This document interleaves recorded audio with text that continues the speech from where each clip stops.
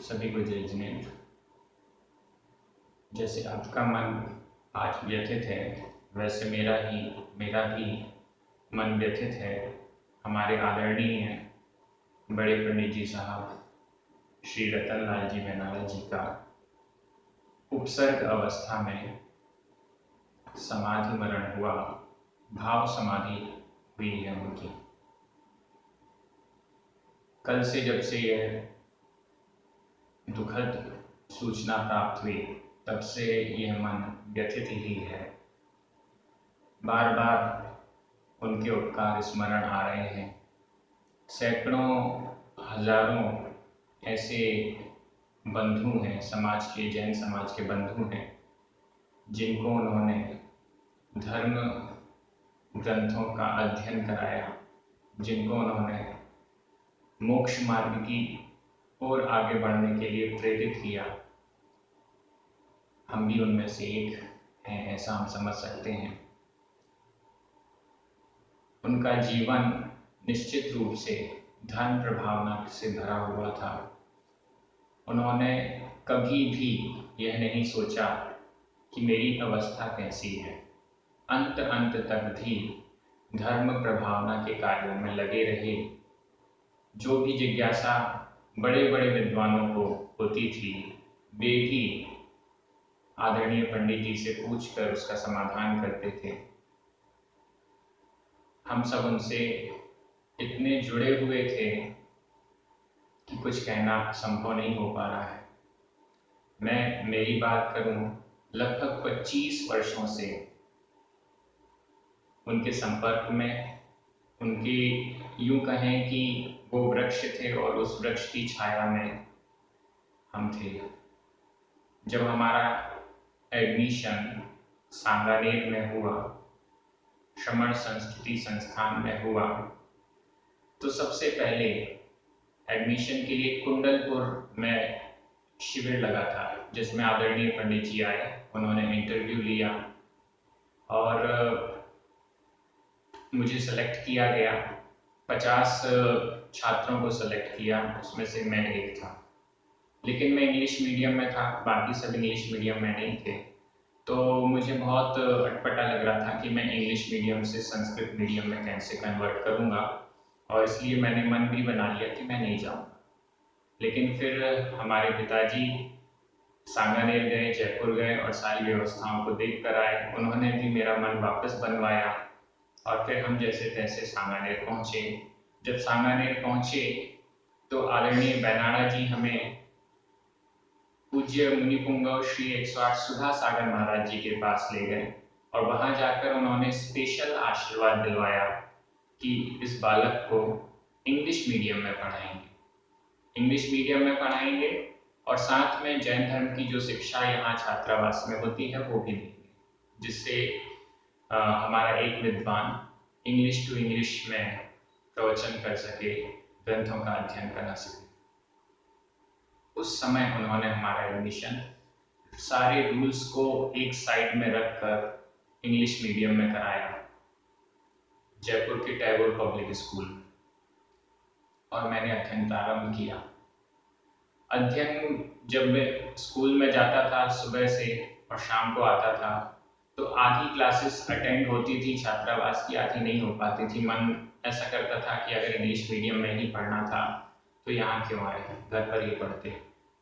पर्युषण पर्व आया। पर्युषण पर्व में जब पूज्य मुनि पुंगव सुधा सागर महाराज जी के शिविर में पहुंचे तो पूरा जीवन ही बदल गया।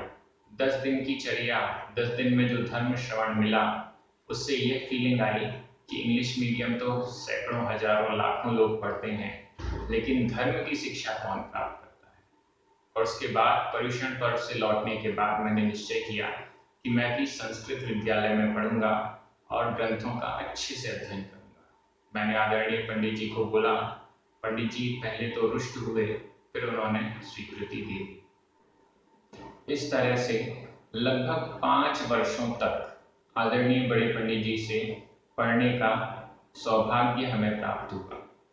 एक एक ग्रंथ, जैन धर्म की बाल बोध से लेकर सर्वार्थ सिद्धि, बृहद द्रव्य संग्रह तक, समय सार तक और अन्य मोक्ष मार्ग प्रकाशक बृहद द्रव्य संग्रह, बृहद जिनोपदेश, रतन चंद जी मुख्तार का व्यक्तित्व कृतित्व आदि करणानियों के अच्छे अच्छे और श्रेष्ठ कोटि के ग्रंथ पढ़ने का सौभाग्य इन वर्षों में हमें प्राप्त हुआ। जब ये 5 वर्ष पूर्ण हुए, आदरणीय बड़े पंडित जी का जो पढ़ाने का तरीका वो बहुत ही सहज और सरल। वे हमेशा कहते थे कि एक एक शब्द से पढ़ना है। जिनवाणी में, ग्रंथों में आचार्यों ने जो लिखा है उसका एक एक शब्द महत्वपूर्ण है, एक एक गाथा, एक एक श्लोक महत्वपूर्ण है।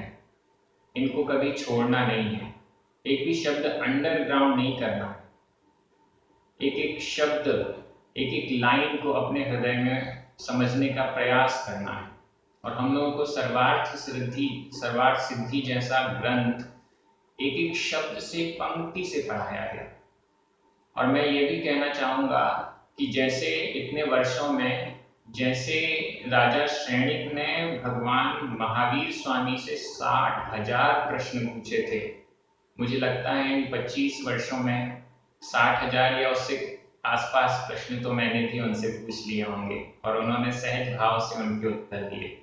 उनके उत्तर इतने सरल और सटीक होते थे, 90 तुले। छोटा क्वेश्चन है, उसका आंसर जितना देना है उतना ही मिलेगा, जितना जिनवाणी में लिखा है उतना ही मिलेगा, एक्स्ट्रा नहीं मिलेगा। और अक्सर आचार्य श्री क्या कहते हैं इस विषय में, इसका भी वर्णन वे जरूर करते थे। हम लोग के अध्ययन में सुबह 2 क्लासेस और शाम को 2 क्लासेस लगती थी। दोपहर में हम लोग कॉलेज में पढ़ाई करते थे। शाम को रविवार के दिन विशेष रूप से शंका समाधान भी होता था, जिसमें आदरणीय पंडित जी से सभी छात्र अलग अलग प्रकार की जिज्ञासाएं जो अध्ययन के दौरान आई या मन में खटकती रही वो पूछी जाती थी और उनका हमें समाधान भी मिलता था। 5 वर्ष पूर्ण होने के बाद, शास्त्री कंप्लीट होने के बाद मुझे सौभाग्य मिला, पंडित जी ने मुझे वहाँ पर अध्यापक के रूप में रख लिया। सैलरी बहुत थोड़ी सी थी लेकिन खुशी बहुत बड़ी थी। अध्यापक के रूप में लगभग पीएचडी तक मेरा वहाँ पर कार्यकाल रहा। 2 वर्ष आचार्य, एमफिल 1 वर्ष और फिर 5 वर्ष पीएचडी, ऐसे करके लगभग 8 वर्ष तक मैं वहाँ अध्यापक रहा। मुझे इस बात का गौरव है। और इन 8 वर्षों में जो सानिध्य आदरणीय बड़े पंडित जी का मिला उसका वर्णन कह नहीं सकते, क्योंकि उन्होंने, पहले तो हम छात्रावास के कमरों में थे, लेकिन जब टीचर बन गए तो आदरणीय बड़े पंडित जी के हृदय में आ गए। आदरणीय बड़े पंडित जी जिस फ्लैट में रहते थे सांगानेर में, उस फ्लैट का एक कमरा हम 5 टीचर्स में से 3 टीचर्स को दिया गया। और जब वो 3 टीचर्स सभी मुझसे अग्रज थे, सभी बड़े थे, उनकी शादी हो गई या वो कहीं चले गए, तो केवल मैं अकेला बचा। पीएचडी के दौरान पूरे 5 वर्ष में अकेला ही उनके बगल वाले कमरे में था। एक दरवाजा बाहर निकलने के लिए और एक दरवाजा उनके फ्लैट पर जाता था। अक्सर पंडित जी को जो भी किताबों की आवश्यकता पड़ती थी तो वो मेरी अलमारी से लेना चाहते थे, तो वो खटखटाते थे, मैं खोल देता था।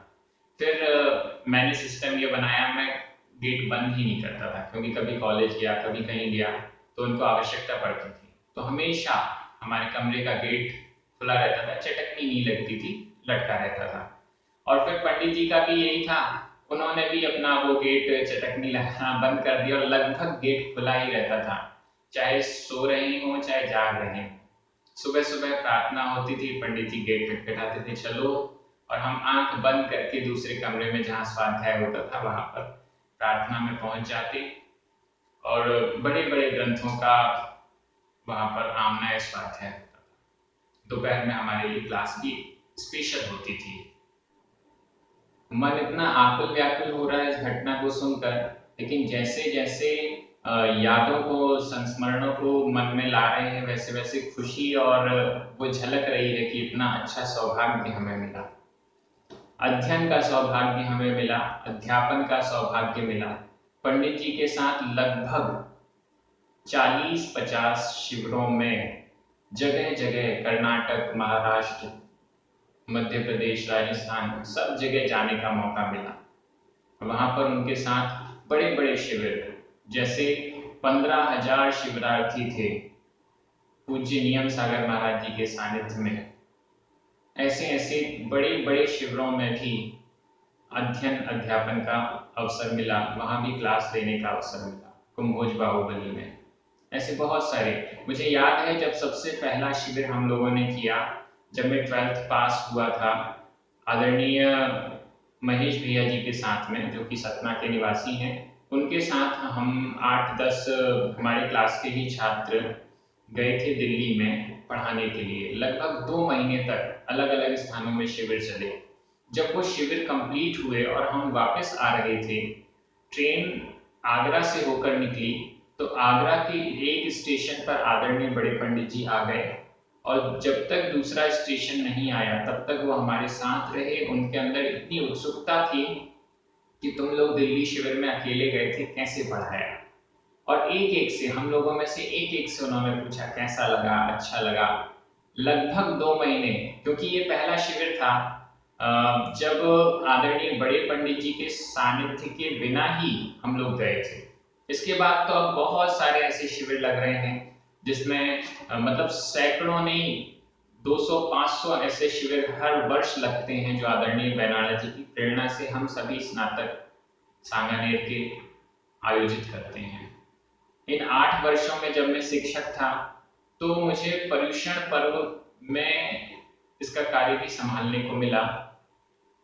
लगभग सैकड़ों, मेरे समय में तो 500 के आसपास समाज, जैन समाज से लेटर आते थे, और जो विद्वान जिनको हमें वहां पर भेजना है उनसे बात करना, समाज के अध्यक्ष मंत्री लोगों से बात करना, वहां की परिस्थितियां समझना, क्या कार्यक्रम होने हैं, कैसा विद्वान चाहिए, विधि विधान होना है या नहीं, प्रवचन क्लास कौन सी होनी, इन सब को समझते हुए फिर कौन सा विद्वान इन स्थानों के लिए योग्य होगा, ये व्यवस्था करने का भी सौभाग्य मुझे 3 साल, लगभग 3 या 4 साल मिला। और इसमें पंडित जी की पूरी इन्वॉल्वमेंट रहती थी। पंडित जी पूरा पूछते थे कि हाँ, इस स्थान में किन विद्वान को किया, ये विद्वान इनको अच्छे से तैयारी के लिए कहना, यहाँ पर बहुत अच्छी समाज है, श्रद्धालु समाज है, जागरूक समाज है, यहाँ पर अच्छे से कार्यक्रम होने चाहिए। बहुत सारी, जो जब हम लोग पर्युषण पर्व से प्रवचन करके लौटते थे, तो पंडित जी सबको लेकर बैठते थे और फिर पूछते थे कि अपने अपने अनुभव सुनाओ, कैसा रहा, वहां किसी ने आपसे कोई ऐसा प्रश्न तो नहीं पूछ लिया जिसमें आप अटक गए, ऐसी कोई घटना तो नहीं घटी जो अनहोनी टाइप की हुई, और बहुत सारे संस्मरण सुनाए जाते थे। वो दिन ऐसे थे कि अभी भी इतनी खुशी होती है, करोड़ों रुपए देकर भी अगर हम वहां जाना चाहें और उस समय को वापस लेना चाहें तो असंभव है। इतना आनंद और इतने अध्ययन ज्ञान अर्जन के वे क्षण थे। मैं बार बार स्मरण करता हूँ आदरणीय बड़े पंडित जी को। उनकी जो शिक्षाएं हैं वो स्पष्ट कहते थे कि हमें पंथवाद से कोई मतलब नहीं है, हमें तो ग्रंथ पढ़ाना है। हमें तो केवल और केवल, जितने भी शिविर या जहां भी आप प्रवचन में जाएं, आपको पंथ की कोई चर्चा नहीं करनी, न दिगंबर, न श्वेतांबर, 13-20, कोई मतलब नहीं। हमें तो ग्रंथ पढ़ना है, हमें तो आचार्यों से मतलब, हमें मूल आचार्यों से मतलब है। मूल आचार्यों के जो ग्रंथ हैं उनका अध्ययन अध्यापन होना चाहिए। पूज्य सुधा सागर महाराज जी की प्रेरणा से आदरणीय रतनलाल जी बैनाड़ा ने लगभग 700-800 विद्वान तैयार किए। मैं एक आपके सामने हूं, मुझसे भी अच्छे अच्छे 700-800 विद्वान तैयार किए। ऐसे महामनीषी को मैं बार बार श्रद्धा से नमन करता हूं। मैं श्रद्धांजलि भी व्यक्त करना चाहता हूं, आदरांजलि व्यक्त करना चाहता हूं। आप सदैव हमारे हृदय में थे, हैं और रहेंगे। आप सर्वज्ञ नहीं थे, आप वीतरागी नहीं थे, लेकिन आपने सर्वज्ञ की वाणी, जिन वाणी को हम तक पहुंचाया। आपने वीतरागी संतों, गुरुओं तक हमारा रिश्ता जोड़ा। इस दृष्टि से आप हमारे लिए बड़े उपकारी हैं। आदरणीय बैनाला जी के प्रति प्राकृत प्रशिक्षण यूट्यूब चैनल, व्हाट्सएप और टेलीग्राम ग्रुप के सभी सदस्यों की ओर से, अनुप्रेक्षा स्वाध्याय माला के व्हाट्सएप और टेलीग्राम के हजारों सदस्यों की ओर से, जैन धर्म दर्शन व्हाट्सएप ग्रुप सैकड़ों 100 ग्रुप्स के हजारों सदस्यों की ओर से, श्रमण संस्कृति स्नातक परिषद के सभी विद्वानों की ओर से और हम सभी जो आप सुन रहे हैं उन सभी की ओर से मैं श्रद्धा व्यक्त करता हूँ। मैं निश्चित मानता हूँ आपने जीवन के अंत में व्रती के रूप में अपना जीवन जिया। बाईपास सर्जरी होने के बाद लगभग 25 वर्षों तक आप जीवित थे। ये एक बहुत बड़ी बात है, क्योंकि बाईपास सर्जरी होने के बाद मुश्किल से 8-10 साल ही हो पाते हैं और लोग चले जाते हैं।